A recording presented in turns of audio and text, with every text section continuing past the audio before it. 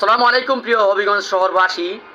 আপনারা অবশ্যই জেনেছেন গতকাল আমাদের প্রাণ প্রিয় ছোট ভাই জুলাই যোদ্ধা মেহেদী হাসানকে গ্রেফতার করা হয়েছে। আসলে কিন্তু আমরা অবশ্যই জানি উনি ছিলেন একজন 24শে জুলাই বিপ্লবের একজন সৈনিক। উনি ছিলেন একজন বিশাল শক্তিশালী অধিনায়ক। উনাকে যারা ষড়যন্ত্র করেছে, অবশ্যই এটা ভারতীয় একটা ষড়যন্ত্র রয়েছে, যে ষড়যন্ত্রের কারণে আজকে হবিগঞ্জে এই জুলাই যোদ্ধাদের উপর এক এক করে আক্রমণ হচ্ছে, তাদের উপর ষড়যন্ত্র চলেছে।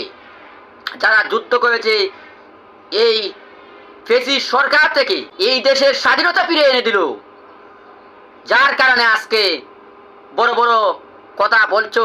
আজকে লক্ষ লক্ষ মানুষ তোমাদের জমায়েত হয়েছে, যাদের কষ্টের বিনিময়ে, ত্যাগের বিনিময়ে অনেক লোক যারা শহীদ হয়েছে তাদেরকে তো আর ফিরিয়ে আনতে পারবে না। যারা আহত হয়েছে তাদের রক্তের বিনিময়ে, তাদের কষ্টের বিনিময়ে আজকে আমরা এই সোনার বাংলা আবারও নতুন করে পেলাম।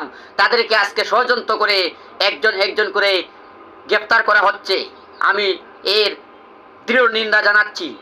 সে আমার ভালো সম্পর্ক ছিল তার সঙ্গে, একসঙ্গে হসপিটালে আন্দোলন ছবি রয়েছে, এবং আন্দোলনের সময়ও দেখেন আপনারা একটা আন্দোলনে নিচে রয়েছে আমার সঙ্গে। যাই হোক, যারা এই জুলাই যুদ্ধের বিরুদ্ধে গ্রেফতারের পরোয়ানা জারি করেছে, আমি তাদেরকে বলবো, তোমরা এই সাহস কোথায় পাইলা?